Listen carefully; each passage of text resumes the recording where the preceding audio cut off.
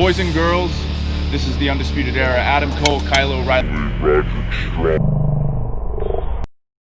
Hello, Steve. Hello, Larson. It's me, Dexter Loomis, NXT Superstar. So here's my shout out to the Going In Raw podcast. Clever name.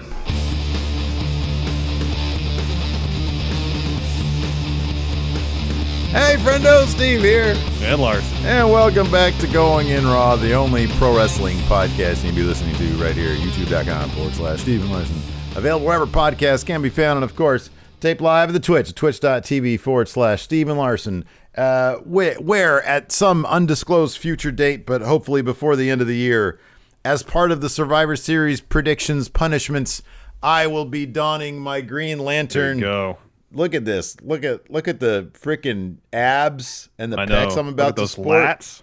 Look at these. Look at those lats. Those are like Triple H 2001. There's no mask in there? I thought there was supposed to be a mask in there. I checked, man. No mask. And it smells kind of funky, too. Wash it. Yeah. Did this belong to somebody before me? I mean, I bought it, so I don't Was think this so. at GarageSale.com? You got No, this? I got a eBay, Craigslist. off Amazon, man. Okay. That Smells should be brand spanking new. All right. So I'm going to be watching the Green Lantern movie as my punishment, which an excellent choice, by the way. Thank you. Yeah. So I got to watch that thing. It's going to be painful. Yeah. Okay, so it's supposed to come with a T-shirt, eye mask, and a ring.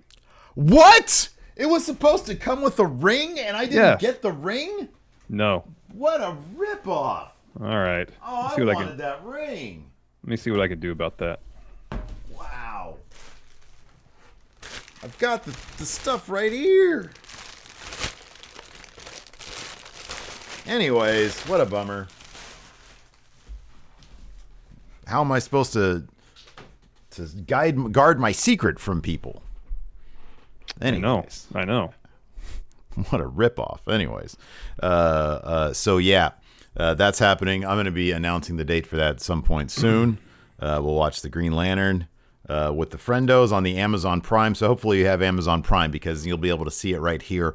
Also, you'll be able to see right here, unless they change the rules at the last minute, Impact Wrestling this Tuesday, man. where we're going to hear more from the new AEW World Champion, Kenny Omega and Don Callis. We'll see how they approach that. So, yeah. I'm assuming Exciting stuff. I'm exciting stuff. stuff. I make sure you get your mask and ring delivered to you. That'd be awesome. That'd be great. So we've got a war games coming up. War games this weekend. Should be a killer show. We'll be doing our live reactions this Sunday to that with the Enforcer. That should be a lot of fun. Last night on NXT, we had, I think you and I could both agree on this, a fairly underwhelming go-home show.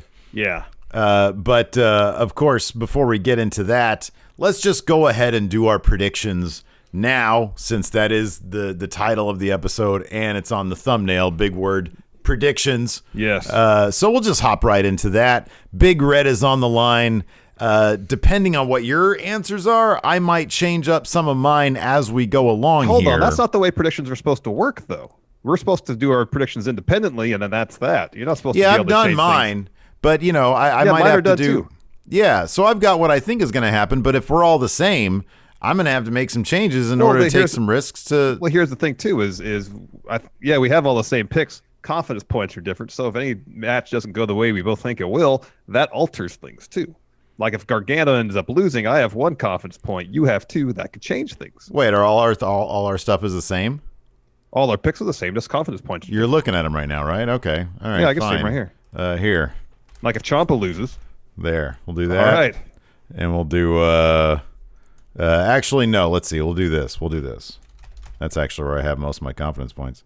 Wait, why do I have 5 there? Oh, that's you. That's me. Yeah. Okay. So we'll do this, and then we'll do. Look, the rule is this: as long as by the finish of us talking about predictions, then it's locked in. It doesn't matter where I get my info from. It kind of defeats the idea of doing confidence points and stuff. If after we announce our picks, you can go through and change everything. The idea is we do our picks independent of each other, and then we say what they are. Then that's that. That's the whole idea of it. Yeah, I know, but I can change my answer based off of information that I get vis-a-vis you talking. I can do that. That's a time-honored tradition. We do that all the time. The genesis of this is pick'em leagues, is fantasy football. You don't get to see what all the other league teams in the league pick or managers in the league pick before making your picks. You make your picks independent of everybody else. It kind of doesn't matter how I make my pick as long as my pick is solid by the end of the show. That's the rule. Well, right now it's not solid. You got 2 with 4 confidence points on it. Yeah. Let's see here. Oh, this was that, and this was this. Okay, that's fine. We'll do that. But yeah, I might change some of these. We'll see. Anyways, first up, we've got the North American Championship match. What is this? Leon Ruff versus Damian Priest versus John Gargano. I'll do this. No. I mean, I know these are. I gotta. Yeah, I don't know. Anyways, what? John? You got John? How many points? You only got 1 on this, really? I got 1 on John picking up the win. I feel pretty decent about it, but you never know. It's either gonna be John or Damian I'm gonna do. Priest. Yeah. Well, that's what I'm gonna do. We can both agree it's not gonna be. I'll just go with Priest because. All right. Yeah, I think it's gonna be John. What? Why? What? This is not abnormal. You know, I'm trying to get Big Red back. You just started doing it this way, and I've been okay with it. But I kind of feel like this goes against the spirit of what the whole thing was supposed to be to begin with. Yeah, but here's the thing: if there's a show, I'll put it this way: if there's a show where you and I are both completely on the same page, my goal, I don't care about this. I care about getting Big Red back. Okay, and I'm going to do what I need to get it back. Here, same as you did last time. I don't know where the problem is. Last time I knew I needed to do that, so I had my picks out there before we even did our predictions. So I had just predicting what I was going to predict.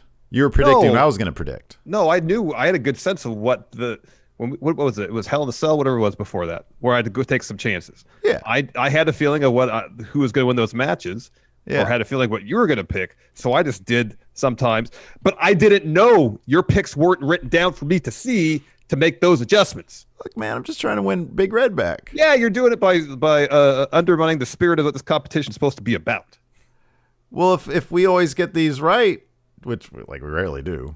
No. Anyways, I'm just going with Damian Priest here. Fine, go with Damian Priest. I am going to do that, actually. Next up, strap match. No, this isn't a strap match. Next up is Ciampa versus Ciampa. Why do I have Ciampa versus Grimes here? That's weird. You have this. You wrote that. This isn't Ciampa versus Grimes, man. No, it's Loomis versus Prime. I was tired this morning. Still am tired. Loomis versus Grimes in a strap match. Steve has Grimes with 4. And I have Grimes with 3.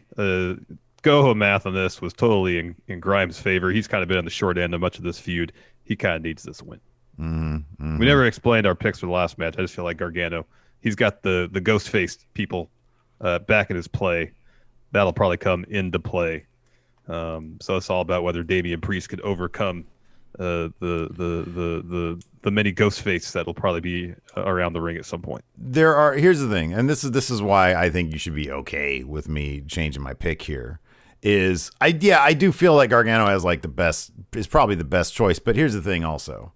I kind of feel like if it wasn't for Ruff winning yesterday, that to me took him out of it. Yeah. If it wasn't for that happening, though, if they approached their go-home segment in a different way, there is a strong case to be made for all 3 of these guys. Oh, yeah, definitely. The case for Damian Priest is pretty simple. They don't want Gargano to lose clean to Priest, so they use Leon Ruff as, a proxy here, as a way to get that title back on Damian Priest, which I think is a completely normal and reasonable way to go here. Yeah. I just thought that Gargano was sitting there. He was sort of made to look a fool yesterday, which means that that's him. The stand tall there's for Ruff and Priest. Then Gargano picks up the win. But it's perfectly within reason that Priest's going to win this. So I got Priest with 2 confidence points. Very well, very well. We talked Loomis or Ciampa versus Grimes in the strap match. After that women's war game match, I was feeling really good about the prospect of Team Shotzi winning. Until she won that ladder match. I'm still picking Team Shotzi, 2 confidence points, but it's not like I feel super great about it. But on paper, her team should totally win. Her team is loaded. Yeah, so Candice has Candice. Yeah, Dakota but Candice Kai, also has Raquel, Dakota Kai. They're Storm. no joke. Yeah, no, Tony they're no Storm's slouches no either. There's no way disrespect to Team Candice, but you got Shotzi, you got Io, you got Rhea, and you got Ember Moon. That's a loaded team. I mean, Ember isn't booked the strongest in the world at this point. But I totally see your point. You got 2 former champions there, and no former champions on the other team. No, you got 2 former champions. Was Tony NXT, he was UK? NXT UK, yeah. Okay, all right. Well, you got 2 former champions and the current women's champion on Team Shotzi. Yeah, that's true.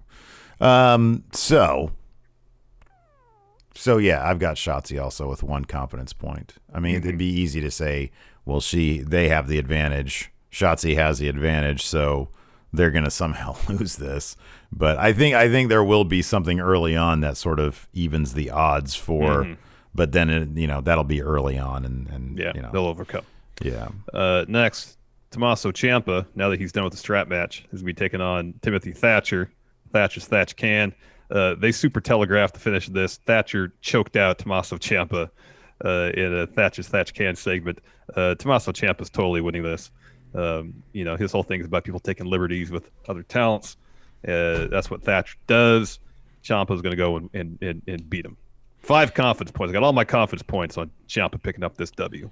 Yeah, that's a smart move on your part. I've got Ciampa with 3, but that's only because I've got all my confidence points on. God, I really hope this is not. Shotzi Blackheart needs to be standing tall as like the winner of Women's War Games in the main event. That should main event. This next match should not main event. I'll be honest with you. This should open the show because this is the stupidest man that Pat McAfee. It's not, I want to see this guy get beat up heat. This is get off my TV at this point heat. Agreed. He's dragging everybody down. He sucks. I'm sorry. I'm going to just say that. He sucks. Well, that's what he says about boring. Us wrestling fans is that we suck. It's so lazy. It's such a lazy thing. Yeah, his trash talk has gotten to the point where it is very lazy is the word. You suck. I have all this money. I throw it around because I can. And because of that, we're the best. Yeah. That's all he says. That's all he says. I've got Undisputed Era winning this. I've got 5 confidence points, and it's basically on principle because there's no way they should lose this. It would be the stupidest thing if they lost this. It would. I got Undisputed Era 4 confidence points. So let's hop into this. So basically this is going to come down to maybe Damian Priest, but again, also the confidence points. Confidence involved. points. That's Yeah. All right. Anyways, so NXT kicked off with a really lovely tribute to Pat Patterson with Frank Sinatra's "My Way" playing, and it was a really, I thought it was pretty lovely. After that, to kick off the show, we had Damian Priest and Leon Ruff in tag action versus Legado del Fantasma. With Gargano on commentary, they set this up. For the match, Priest had a backstage thing, one of those earlier in the day WWE.com exclusives, where he said that he's replacing Kurt Stallion. I guess he and Ruff are supposed to have a match against Legado del Fantasma. Hold on a second. Enforcer is claiming that you didn't give your confidence points for the North American title, which you had one on Gargano. Oh, I thought I did. 1 confidence point on Women's War Games, you have 2 on Shotzi. Yeah, 2. Anyways, continue. Damian Priest, he said he went to Regal, said, I'll replace Kurt Stallion. I'll be Leon Ruff's partner because he wants to make sure that Leon Ruff makes it to TakeOver. And then Legado steps up to him, is like, hey, you sure you really want to do this? And then Damian Priest grabs Joaquin Wilde and throws him into a garage door. Yeah. They've sort of Legado del Fantasma. They're booked really strong, I guess, in the cruiserweight division. Yeah. Maybe. Who was it that took out both? Was it Atlas who took out both members of Legado del Fantasma last week or the week before? Yeah. Yeah, they're not booked all that strong. Anyways, so this particular match, let's see here. So Legado del Fantasma, they're towards the start of it, they're booked pretty dominant on the outside. Legado del Fantasma Damian Priest was booked pretty dominant. Until he saw Ghostface in the crowd. Yeah. Scream character has a name now in NXT canon is Ghostface. Ghostface, and there's several of them. So Damian Priest looks for a reckoning on Raul Mendoza, and he does his big, oh my pose, goodness, like this is going to have the pose, and then Leon Ruff tags himself in.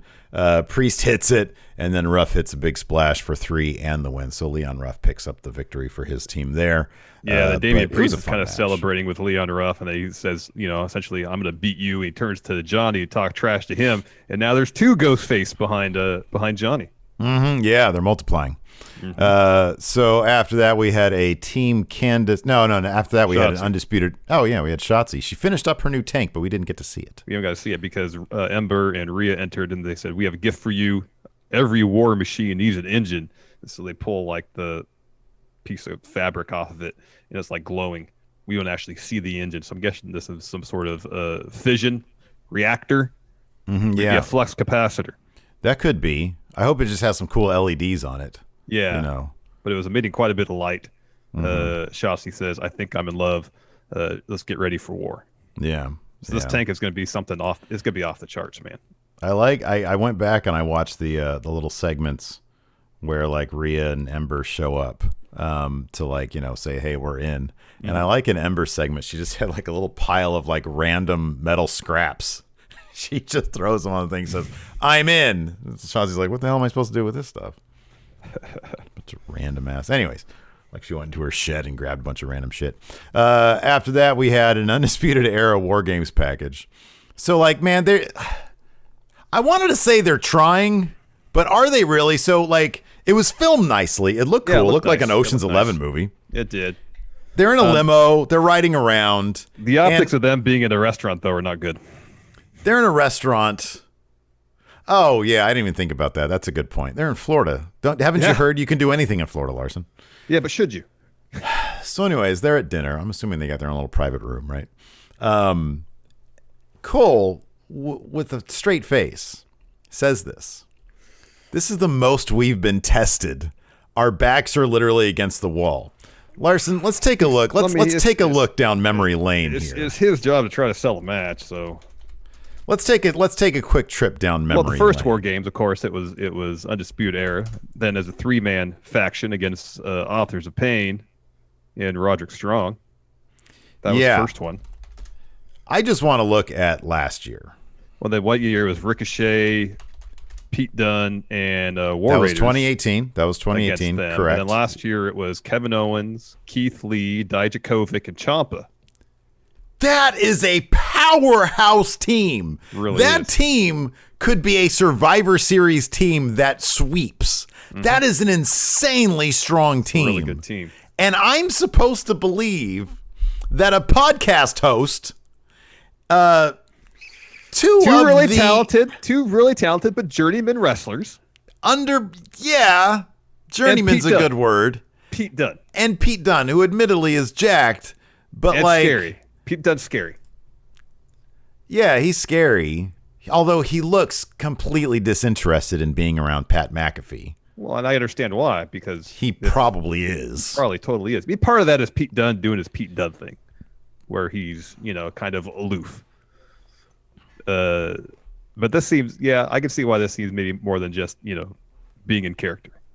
This is a super underpowered War Games team taking on the veterans of War Games. Like this is their match. It's their match. It's their thing.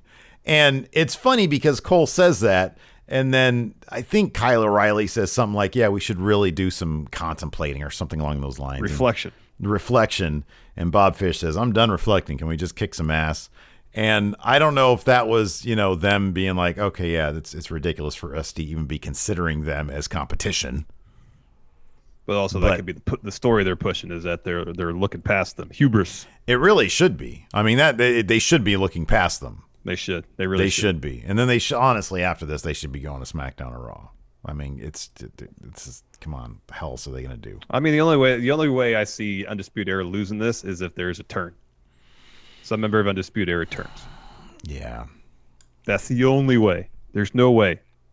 No way. I mean, like in terms of the power rankings, kayfabe wise, of all these wrestlers, Undisputed Era should just do whatever they can to incapacitate Pete Dunne, handcuff him to the cage, and then cruise to victory from that point on. We heard a couple months ago, not like maybe 2 months ago, when the Ridge Holland stuff was happening. So whatever the last takeover was. Yeah. That Roderick Strong and Bob Fish were supposed to turn on. They were supposed to become heels, and they had teased that stuff. Maybe you're right. Maybe you're onto something. Like if they lose, it's gonna be because of that happening. In which case, me putting 5 confidence points on this. But here's the thing: given the history between Roderick, not that wrestling doesn't overlook previous beefs. But like the nature of Pete Dunne's beef with Undisputed Era was Roderick Strong turning on him and joining Undisputed Era. They have said that. So if Roderick Strong then turns on Undisputed Era to line with Pete Dunne, it's going to be a bit of a head scratcher. Yeah, right. Yeah. In terms of everybody's character's motivation, because you'd assume at some point Pete Dunne would have to be in on the whole turning heel aspect of Roddy and Bob Fish. Mm-hmm. Yeah. But then also if they join Pat McAfee's group, it would kind of have to be as a tag team. Well, they'd be aligning with the tag team champions. Yeah, very belts you'd probably want to be going for. Yeah, right. None of it makes sense for them to turn heel. None of it would join make with sense. McAfee. None of it would make sense. Anyways, after that, we had a Team Candace interview. She says the other team is barely even a team. And then Raquel Gonzales says basically she's going to win tonight. After that, we had Cameron Grimes versus August Gray. August Gray got some offense in. He had a showing, but in the end, Grimes won with a brutal looking cave. I love that cave in, man. Yeah, cave in's good, man. It's great. So Grimes wins with a cave in. Starts running his mouth afterwards. Did he actually put Gray in the strap there? Yeah, he put a strap around Gray's wrist and then starts beating him with it. Starts beating on him, and then Gray sort of rolls out the ring. And Grimes says, the great thing about this is that Loomis can run. And, he can't hide. But then Loomis comes back instead of August Gray. He comes up behind Cameron Grimes. Mm-hmm. Grimes turns around, freaks out. And Loomis starts whooping the shit out of him with the strap. Yeah. So that leads me to believe Grimes is totally winning. Grimes is totally winning. Grimes is totally winning. Yeah. Totally. After that, we had Jake Atlas versus Tony Nese. Tony Nese has fallen quite far from winning the Cruiserweight title at WrestleMania to being essentially enhancement talent in NXT these days. Yeah. You saw that coming, though, right? I was hoping they could do something with Tony Nese because in the ring, he's really good. I know. He's fantastic. He is really fantastic in the ring. I just don't know what he needs to be. Honestly, he needs to be like the Roderick Strong of a faction, Mm-hmm. Like he needs to be in a bad guy faction, and they don't. He needs to lose the premier athlete gimmick. We've seen his ceiling because this is what it is. The inability for him, and I mean, you can put it on creative or whomever, for him not to adapt and change his character up. They have him just sort of in this role. Mm-hmm. I don't know if he'd be. Tony Nese in a G1 would be a lot of. That's where he should go.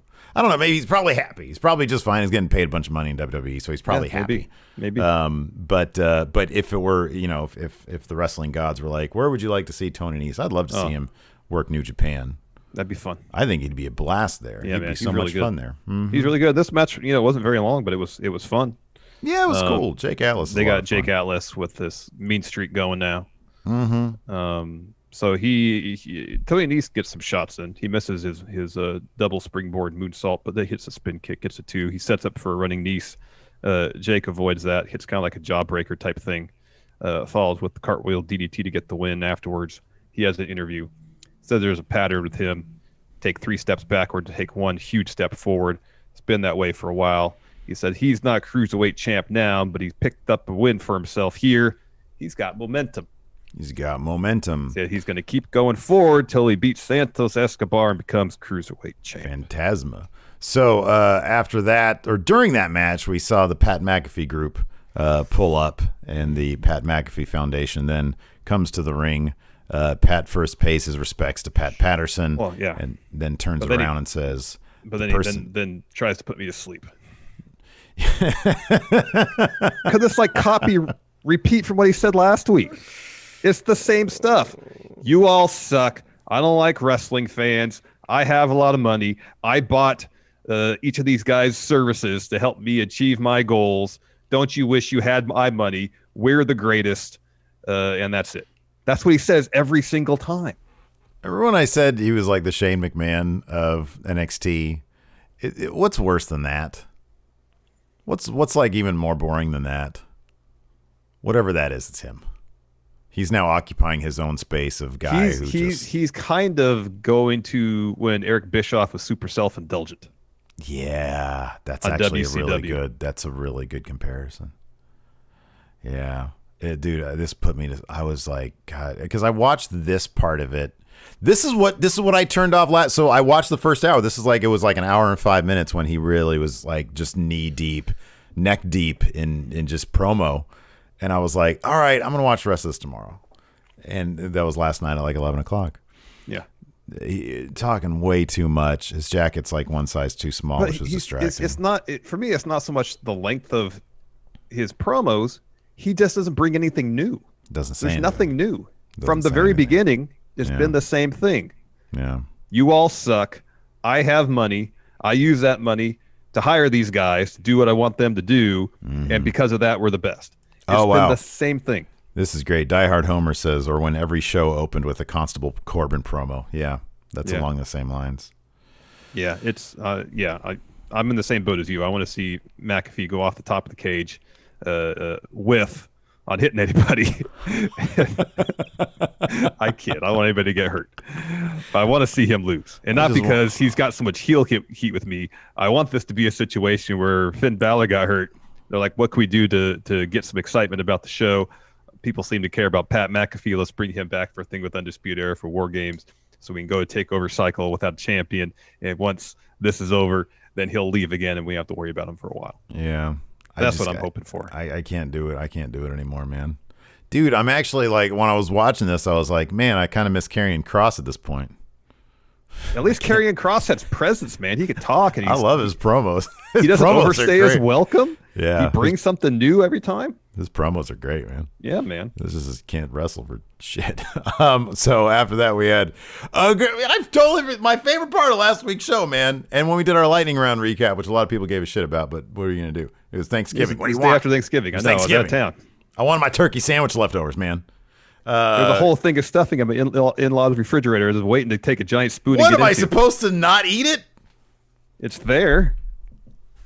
Grizzled young veterans came back last week. So what they're doing is they're taking all, not all, but a lot of the tag teams from NXT UK, depleting that tag division to bolster the tag division NXT Prime. That's okay. They have nothing, but they have like tons of great tag teams there, so you can do that. So yeah, we had a Grizzled Young Veterans package about them being back. I loved all the slow-mo shots of James Drake. James Drake has very like 80s Fabio hair, you know? So you get lots of shots of it sort of, you know, he's a very handsome man. Zach is not, but James Drake, very handsome man, doesn't talk. After that video package, we had more water exercises with Boa and Xia Li for probably what's going to end up being Karen Q, her return or re-debut or whatever. Was she ever actually on TV? She was on TV, wasn't she? Oh. Was she in the Mae Young Classic? One of the Mae Young Classics? I don't recall. Yeah, I don't know. Anyways, after that we had Everrise, what was supposed to be Everrise versus the Grizzled Young Veterans. But before the match started, Imperium, we can't get a plane to the UK. Imperium takes out Everrise. They claim, Marcel Bartel gets on the mic and claims that the tag division there belongs to them, even though like they're not the tag champions. Well, they were not that long ago, though. Yeah, they were. The referee seemingly is like, okay, whatever. We got two tag teams. Let's just do this match now. Well, he's out there to do a match, you know. Wonder if the match doesn't happen, he doesn't get paid. So maybe it's you know, in his own benefit. Paper match. To, yeah. White Brownie says she was in the second Mae Young. There you go. All right. Anyways. So after that, that match happened. Imperium had the upper hand the vast majority of this match. Yeah. The entire thing. It kind thing. of felt like in kayfabe, Grizzled Young Veterans hadn't had a match since Shutdown happened. That's probably true. Yeah, I think it is true. Yeah, they haven't had a match. That's totally true. But it seemed like they hadn't been in a wrestling ring since In kayfabe or out of kayfabe, that's the same, man. You know, pandemic is kayfabe, man. So anyways, yeah, I mean, they're in control most of this. I like the bit where Gibson and Bartel are trading shots to the throat. That was good. The bit where they do the thing where Bartel throws a guy from the top into Eichner, who gets him up for a brain buster, was really impressive this time, because Drake basically almost just fell to the ground and Eichner had to grab him and power him up. Yeah, that was so impressive. Bartel, because usually Bartel throws him off the top towards him, and he sort of just kind of pushed him. He just pushed him. Yeah, he just pushed him, because usually they sort of land like they do the arc. Yeah. But this time he just pushed him into him and he just grabbed him and powered him up. That dude's got so much strength. It's ridiculous. Yeah, that's true. So towards the finish, Grizzled Young Veterans and Bartel, they're all ringside brawling. Eichner goes to his corner, realizes there's no one there, sees Bartel over there brawling with Grizzled Young Veterans, hits them all with the frog splash, and then Everrise comes back down to get their pound of flesh on Imperium for beating them up before the match. And then so they go up the top of the ramp, start talking crap, saying Everrise rules. Everrise rules. And when Grizzly Young Veterans and Imperium stands up to stare at them, they run off. We go to commercial, come back. They're in their car. Mackenzie asks them, what happened out there? And I think it's what Chase Parker's his name. He says, Everrise rules. That's what's happened. And then they speed off. Isn't it weird that like a team that clearly belongs in AEW is in NXT? This is the most AEW team there is, and it's hilarious to see them in like the dark, danky, you know, Capital Wrestling Center with all these grizzled young veterans. Yeah, no, that was cool, because like, you know, midway through the match, you're just thinking to yourself, all right, so Everrise are just like, are they still laying around doing nothing? Like, aren't they going to want to teleport out? Get a piece of this? So that was kind of cool. They did that after a really long match that didn't have a finish. So after that, we had Thatch As Thatch Can live again. This was kind of clever because he's kind of close to the camera, and he's like, okay, today my newest student, and he turns around and Champ is standing next to. So they call him Tyler Russ, but it's Russ Taylor was his name coming into the Performance Center. Gotcha. And Thatch says today's lesson was distraction. I like this. He said a lot of people in NXT, they lose by distraction. Either they hear someone's theme music or someone gets on the apron. Yeah. So I'm going to show the student today how to deal with distraction. He turns around, Ciampa's there, and Thatch learned to do this. Jump back. He's like, hey, I got no issue with the man. And Ciampa calls him a disappointment. Yeah. He's like, hey, Thatch says, hey, I don't want any trouble. And then he shoots on Ciampa. Ciampa decks him. And he says, lesson one, don't be an ass. And then Thatch's student jumps Ciampa from behind. And then Thatch joins in. They fight to the floor. Thatcher sends Ciampa into the barricade a couple times, puts him back in the ring, and then chokes him out. Yeah. That was pretty good stuff. And then afterwards, he has an interview. Why did it say Ciampa interview? It was a Thatcher interview. Thatcher interview. Yes. Thatcher has an interview where he confirms that he has a match, a takeover with Ciampa. That should be a killer match. I hope so. Really should be good. And then we had our main event. Raquel Gonzales versus Shotzi Blackheart in the ladder match. So they must have took some of the props, the perches they had from Halloween Havoc, and they set them up on the opposite side of the Capitol Wrestling Center from the ramp. And on one of them, they had Team Shotzi. Well, they had Rhea and Ember Moon. And the other one, they had Team LeRae. So it was Candice, Toni Storm, and Dakota Kai. So they're just standing up there watching the match. And then the one thing that kind of bothered me about all that is, so towards the end, Indy Hartwell, I'll just fast forward a little bit, takes a ladder, goes there, sets a ladder up so Team Candice can get off the perch and go down ringside. Yeah. And they're down there for a bit checking on Raquel after that one spot. And then Rhea and Ember Moon just run down from the ramp. Well, I like how did they get off the perch? I like that. I liked how they kind of revealed it, though, because you see them climbing down. Yeah. And then they go and attack. And then the camera cuts back to what they wanted. There's no one on it. Yeah. And there's nobody there. So, I don't know. They just climb down, I guess. I don't know. But why they have to make such a huge deal about Indy bringing the ladder over? How come Team because they're bad guys. It's very Keystone Cops. They're bad. They have like a ridiculously long ladder. I'm okay with that. I mean, it is what are they supposed to do? Just stand up there and like look around? Oh, how are we going to get down? Oh, goodness, what are we going to do? No, don't even make a deal of it. Yeah, I don't know. I was okay with that. I mean, I see what you're saying. But yeah, dude, I sort of mentioned this to you before. I get that Shotzi's going to be like the big star coming out of all this, and like they're really, really booking her strong. And I don't know if it was the Raquel Gonzales thing. I didn't really think Raquel Gonzales should have been in this ladder match. It just, I think I mentioned this yesterday in our preview. You know, this should have been, if it was going to be Shotzi, I don't know. I like how in the men's War Game matches, it wasn't the captains. It was, I mean, Pete Dunne's obviously their highest powered up guy, but you know, you didn't have Adam Cole in there. You had Kyle O'Reilly. Raquel Gonzales, I mean, she's obviously not team captain. They should have put like Dakota Kai in this match and like Ember Moon. You know, I think that would have been a much better match. Because there are parts of this that just came off as a bit on the, I don't want to say dangerous necessarily, but I don't know. It just felt kind of clunky. There was some good stuff going on. There was some cool stuff. Some of it just felt kind of clunky. That bit where Shotzi sends Raquel into the ladder step in the corner and follows with a cannonball on her back, and Raquel's back arches in a really uncomfortable looking manner. There was that. I made a note of that. There was the bit where Shotzi comes off the you know, sometimes Shotzi scares me with her bigger moves. You know, we've seen it a couple times when she does some bigger moves and some scary stuff kind of happens. Like her fundamentals are great. Her character work is great. Sometimes with the bigger stuff, she scares me. There was the bit where she came off the top and Raquel was supposed to sort of, I guess, reverse it into a bit of a power bomb onto the floor. And I mean, basically it was just Shotzi came off the top and she just sort of landed flush on her back on the floor and Raquel caught some of her legs like a little bit. It was just things like that. There was the sort of the whatever it was, springboard apron DDT that looked kind of ugly also. I just think when you're dealing with like a ladder match, and NXT always tries to get really ambitious with this stuff, like Ember Moon and Dakota Kai, that's how you get the best match out of something like this.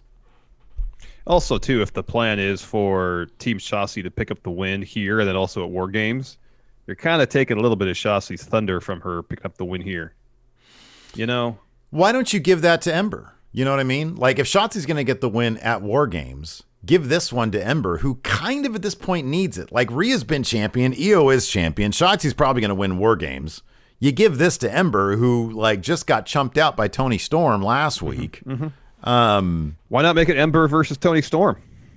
Yeah, you could do that too. That was my other thought too. Yeah. You put two veterans in here instead of this match. I like the finish though. So like you mentioned, there was the two elevated stages where Indy came and helped them all get down. Also, I like how they're explaining Indy's not in the match because she has the neck brace. Neck brace, yeah. So they all attack Shotzi on the outside after that powerbomb bit. And then Rhea, no, I think it was just I think Shotzi just did a seated senton and that's all it was. I don't know if she's supposed to reverse it into anything else.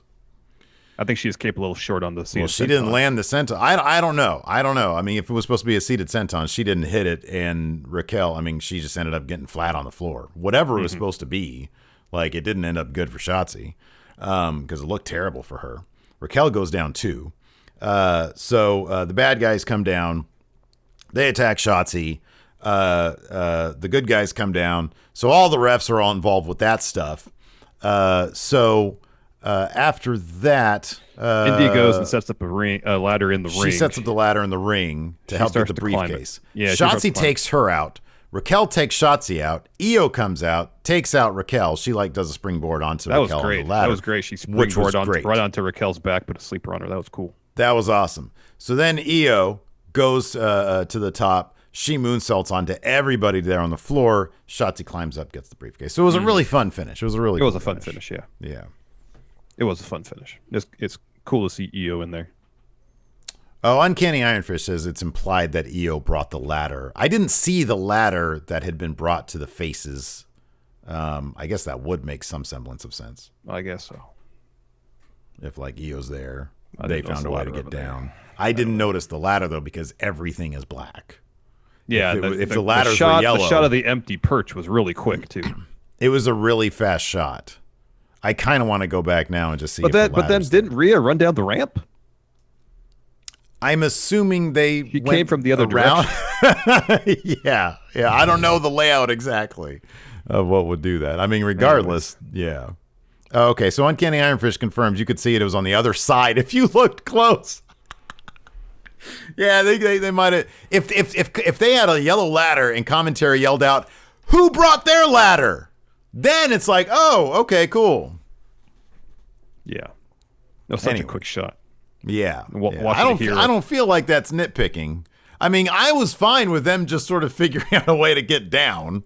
They're athletes. They're super wrestlers. They could figure out how to do that. Yeah. But if the story they're trying to tell is Io brought a ladder to help them get down, that's kind of a story. But here's the thing to make clear. Here's the thing too. When Indy brought the ladder over, I thought, so wait a second. If they put ladders next to these perches and put them up there and take the ladders away, I guess so they don't get involved. Mm-hmm. I was like, that's a pretty elaborate means by which to keep people out of a match, which is by its very nature no disqualification. Ladder matches are no DQ. They can get involved.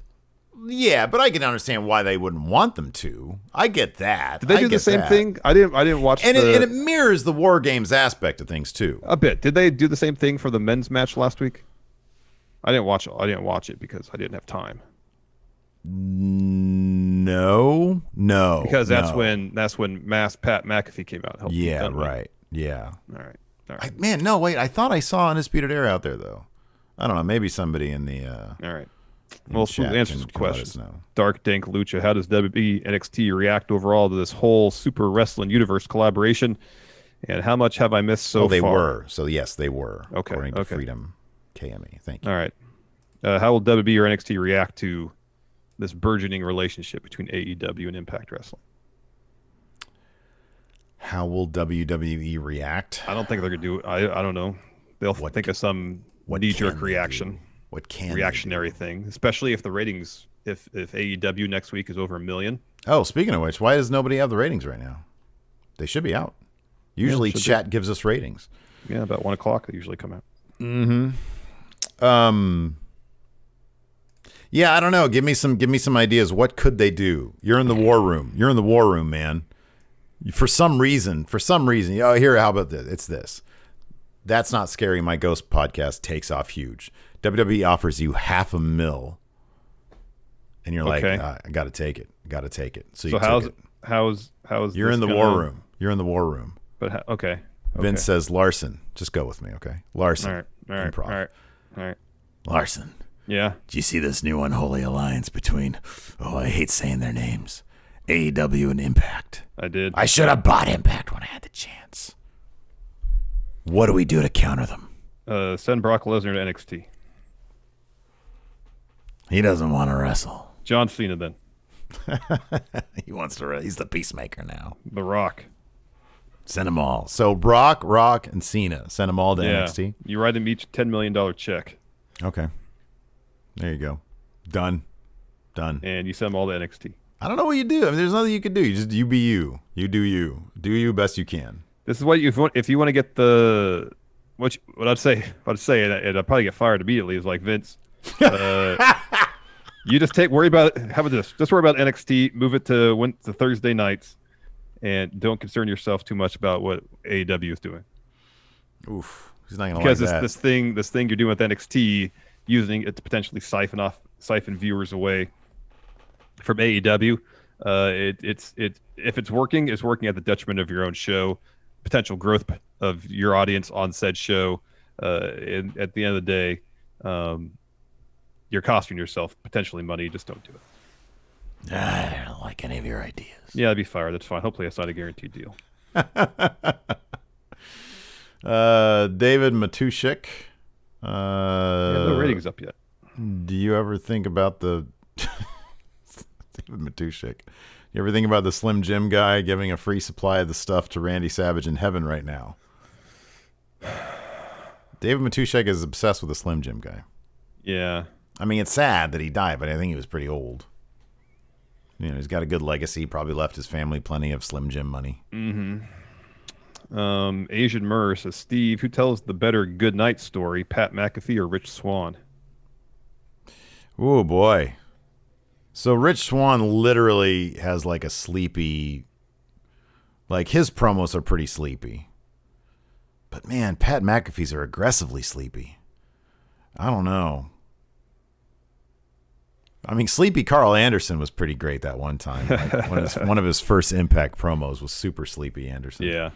It's funny. You can totally tell. I noticed this also with Mike Bennett when I watched this promo on NWA Shockwave. You can tell when somebody's out of practice doing unscripted promos. Mm-hmm. You can tell. It's hilarious. Wolfpack for life. Because they hit every trope. They move from trope to trope. It's as if like they have a map of tropes that you're supposed to hit. Yeah. Wolfpack for life. What spots would you like to see in a War Games match that hasn't been done yet? All mat wrestling. Just pure mat wrestling. Nobody even touches a cage. You know that bit in Peanuts comic strips where Charlie Brown tries to punt the ball or kick the ball and someone moves a football away from him? Yeah, Lucy moves it, yeah. Yeah, and he falls on his backside. Mm-hmm, yeah. I want something like that to happen off the top of the cage. Oh, wow. That's I'm violent. That's violent. I'm not serious. That's so violent. Pat McAfee goes for a punt. That's good. He goes for a punt, and then, okay. And then he just falls. Adam Cole moves his head, and he falls off. And it's just like, I've never seen like just a straight flat back bump from the top of the cage. It's probably not safe. That's probably why I've never seen it. It's like when Mankind did it top of Hell in a Cell. That dude just took a bump from the top of the cage. I know. There was nothing. There was no table there. He just took a bump. Yeah. I kid. I don't want to see anybody go off and take a flat back off the top of the cage. Griffin of Might, thoughts on the rumors of All Japan WWE Alliance. That chatter's been around for a while. What's that? I looked into it after reading this question. WWE All Japan Pro Wrestling Partnership Alliance. That dates back to the spring. Oh, that was supposed to be. Wasn't WWE supposed to buy like Noah or something like that? Yeah. Die Hard Homer, this is a good question. Do Dunn, Lorcan, and Birch stay together after McAfee leaves? They shouldn't. If the whole thing is that he's paying them to essentially be his friends. It's like, it's kind of like getting laid off within a company that you're not getting laid off from. Yeah. I don't know, man. I don't know. Yeah, I don't know. The way Grizzled Young Veterans looked against Imperium, because I was thinking when I I don't know. Yeah, they have to step up their game too in kayfabe because they look like crap against Imperium. Big Chris, what would you guys book? How would you guys book Undisputed Era's farewell NXT feud? And would you rather them end up on Raw or SmackDown? Mustache Mountain comes in and sends them on their way. There you go. That's good. I really just want Mustache Mountain and friggin' NXT Prime. Similarly themed here, Ryan Rubik's Cube asked, if it does turn out this is Undisputed Era's last takeover, do you give them the main event as a send-off, or do you still give it to the women's War Game match? If it's their send-off, I think being Undisputed Era, they have run NXT for the last 3 years, more or less. If they're clearly out, and I don't know how much more clear you could have made it with Rhea Ripley's goodbye, and then she just comes back. Like, you couldn't make it any more clear. I know. I mean, unless there was like a post, like a network exclusive, she says, farewell to the fans. They didn't do that. Nope. I don't know. Yeah, if it's their farewell, sure, give them the main event. Who cares? Sure. Moses opposes. Should Phantasmo drop the Cruiserweight title so he can go for the North American Championship? Not the way he's booked now. Yeah, I mean, should he? Yeah, that'd be cool. He's great. He is great.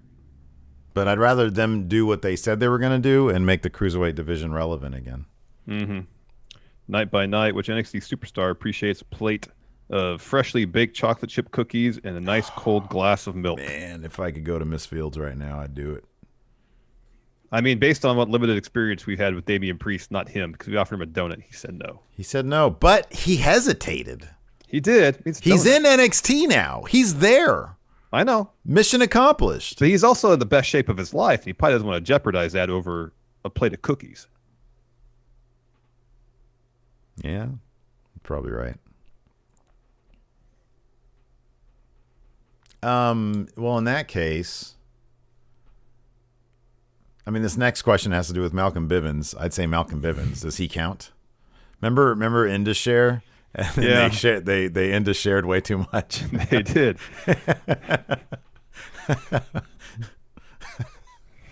God dang, man! What are you thinking? Talk about, I mean, is that the Aleister Black award of the year? Indus-share, bonehead wrestler move of the year. Oh man, Let's share too much. What the heck? Yeah, that was a bad NXT move. title change. Bad move, man. Wasn't that what it was? Yeah, it was Keith Lee winning the title. Winning the NXT title. Yeah, Wow. 'cause it was taped. Put this on my IG story. Dang him, Q. So when do we see the Tribal Chief on NXT to counter AEW? That'd be a bad move because, like, you're risking. What if AEW beats the Tribal Chief? I know. And they probably would, by the way. Yeah, I know. I want to see this. Somebody said they didn't think the ratings would come out till tomorrow. Why would that be? No holidays this week, is there? Gareth Nicholas says Shotzi is totally debuting her new tank at War Games. How will this tank it's gonna be great. be better than her last? It's gonna be LEDs. larger than our previous tank, but smaller than the one Rusev rode in on WrestleMania 31. LEDs and lots of smoke. A lot of lights. Yeah. Throat Chop with the sub. Thank you. Great name. Yeah, I love the throat. Oh, wow. This is interesting. Enforcer says Pro Wrestling Tees, which sells AEW merch, noted on social media that Sting's AEW t-shirt broke the record for most sales within 24 hours. This comes after Sting made his AEW debut. Yeah, I heard about that. Wow. It's pretty great. People love Sting. And they love that AEW logo, which is half the shirt. Asian Merc says, guys, the wrestling crossover for NXT is already happening. They have NXT UK's tag division. Yeah, they're crossing over with NXT UK and the now defunct Evolve. Yeah. So they're doing what they can do.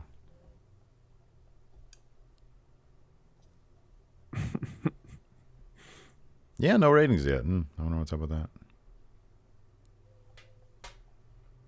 Anyways, that's going to do it for us today. Twitch chat, stick around. Yeah. We'll hang out for a little bit. Till next time, we'll talk to you later. Goodbye. Help support Going In Raw today by becoming a Friendo Club TV member. You'll get access to new bonus episodes every week, including Friendo Club Arcade, Live Power Rank, Vintage 10 for the Wins, and Ask Steve and Larson. Get access to Friendo Club TV today by becoming a $5 and up patron at patreon.com/Stephen Larson, by throwing us a sub at twitch.tv/Stephen Larson, or by clicking join at youtube.com/Stephen Larson.